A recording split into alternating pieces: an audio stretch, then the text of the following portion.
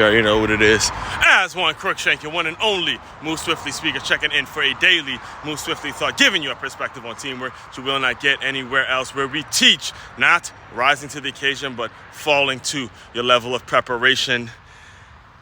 Naples edition, man. Naples edition, man. Let me tell you, recording this, let me give you some context here. Because recording this, it is the Sunday.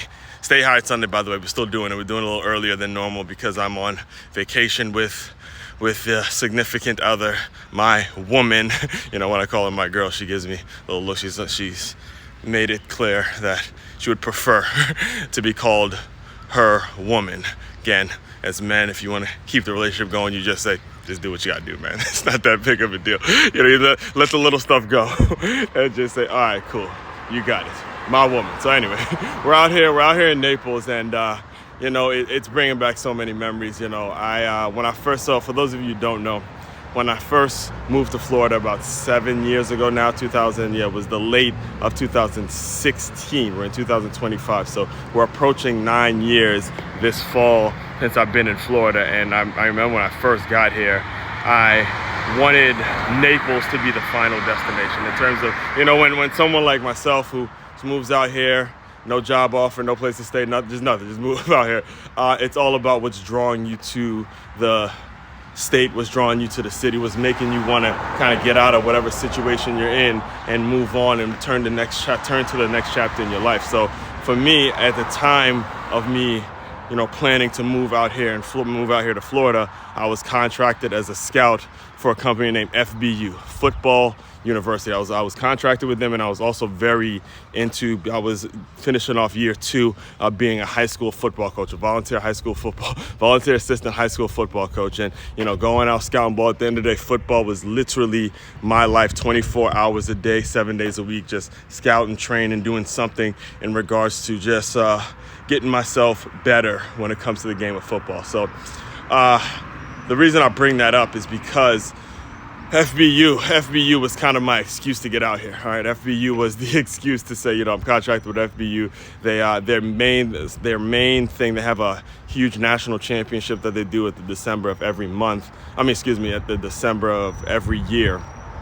It's called FBU NC Football University National Championship, and it's a week-long tournament, youth football tournament out here in Naples, right? So all fall, we're getting ready for that, and I'm living in Maryland at the time, and we're basically blowing off the season again. I was just a scout, so I'm just kind of watching it from a distance. But the team that ended up winning it, which was Team Maryland, won that year in 2016. They won 8th grade, I know for sure. They sent kids to Florida 6th, 7th, and 8th grade. So it's a middle school. It's the middle school space. It's not high school space. This is why it worked well for me as a high school football coach, recruiting some guys and things like that.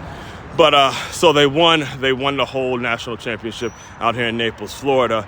And the reason I'm bringing all that up is because just being able to experience not necessarily just how beautiful the city is, but experience the thing that we provided for the kids, experience the way families came together, experience what I'm all about, which is teaching the game of football and aligning it with some very important values in life. Being able to see that scenery, it really put the exclamation point on, this is where I wanted to end up. This is where right here I want to be in Naples. And when it comes to getting the logistics and all that stuff together, it's a challenge. It's not something that's ever going to be easy for anybody, because you got to meet the right person and you don't want to live by yourself. All that there's a lot of stipulations. You got to start thinking about what's going to be best for others and things like that. So I'm going to close you out with this concept because I couldn't get fairly long-winded. The Bible says, it's Habakkuk 2:2. It says, write the vision and make it plain. Write the vision and make it plain. So when you start putting stuff down on paper and you start writing things,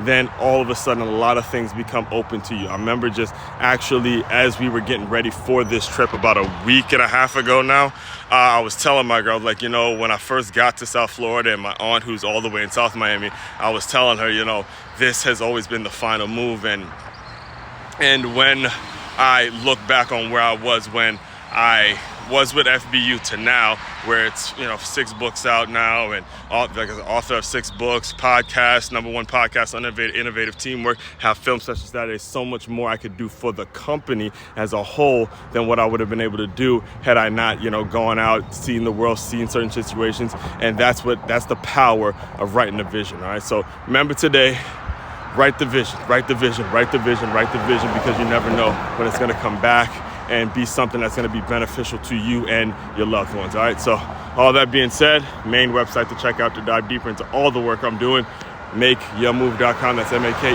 MakeYaMove.com. One-stop shop for your teamwork and your self-development needs. As one Crookshank, your one and only Move Swiftly speaker. Checking out. You guys continue to move swiftly. We will talk more soon.